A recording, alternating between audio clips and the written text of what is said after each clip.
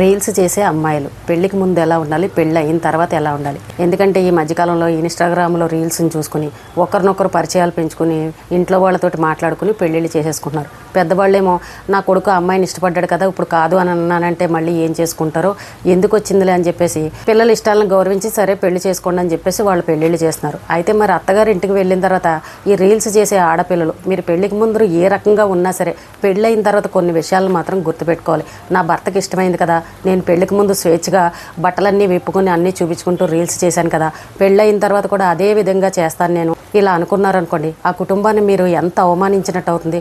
మీరు చేసే రీల్స్ మీ భర్త ఇష్టపడవచ్చు, కానీ మీ పెళ్ళి అయిన తర్వాత మీరు కొత్తగా ఒక కుటుంబంలోకి వెళ్ళినప్పుడు అత్తింటి గౌరవాన్ని కూడా కాపాడాల్సిన బాధ్యత ఎవరిపైన ఉంటుంది?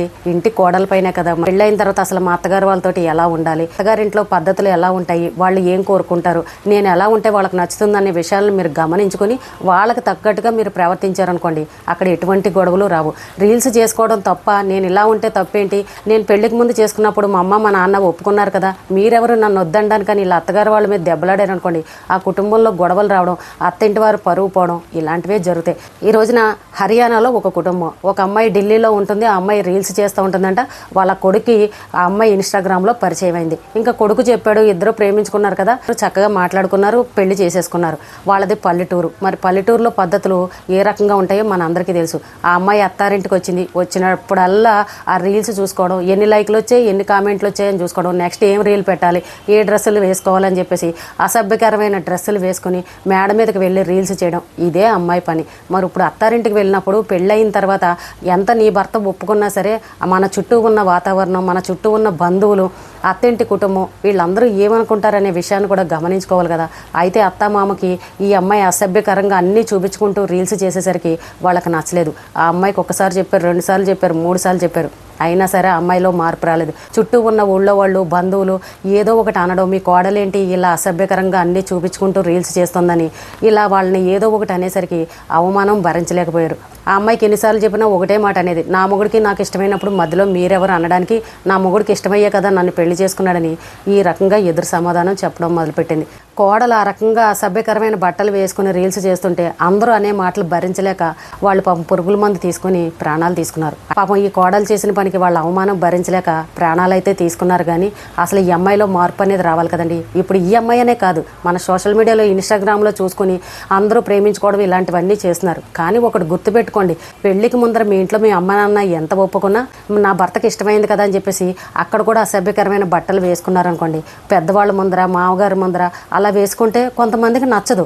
దాన్ని కూడా మీరు అర్థం చేసుకోవాలి. అయితే కొంతమంది ఆడవాళ్ళు అనేస్తూ ఉంటారు, ఏ స్వేచ్ఛగా ఉండకూడదా, మాకు నచ్చిన బట్టలు వేసుకోకూడదా, మేము అలాంటి బట్టలు వేసుకుంటే మీ కళ్ళన్నీ మా మీద ఉంటాయా, మీ చూసే విధానంలో తేడా ఉంటుందని ఇలా వాదించే వాళ్ళు కూడా ఉంటారు.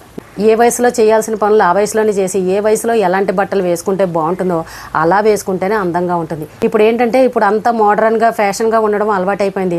పెళ్ళికి ముందేమో చక్కగా ఇష్టం వచ్చినట్టు తిరుగుతున్నారు, పెళ్ళైన తర్వాత కూడా నేను ఇలాగే ఉంటానని అంటే ఆ భర్త ఇంకేమీ చేయలేక సరే నీ ఇష్టం, నీకు నచ్చినట్టు ఉండని చెప్పేసి గొడవలు పెట్టుకోవడం ఎందుకని చెప్పేసి వాళ్ళకి ఇష్టం లేకపోయినా సరే భార్య ఇష్టాలను ఓకే అని చెప్పేస్తున్నారు. కానీ అత్తమామ అనేవాళ్ళు ఒకళ్ళు ఉన్నారు కదా, మీ అమ్మ నాన్న ఎంతో వాళ్ళు కూడా అంతే కదా. పెళ్ళయిన తర్వాత భర్త ఇష్టంతో పాటు అత్తమామల ఇష్టాన్ని కూడా గౌరవించండి. మీరు రీల్స్ చేసుకోండి, రీల్స్ చేయడం తప్పని అనట్లేదు. ముందు మీరు మోడర్న్గా చేసిన వాళ్ళు ఇప్పుడు కొంచెం నిండుగా ఫ్యాషన్గా ఉండేలాగా చేసుకోండి. ఇప్పుడు ఒంటి నిండా బట్టలు వేసుకుని కూడా అందంగా కనిపించే విధంగా రీల్స్ చేయొచ్చు కదా.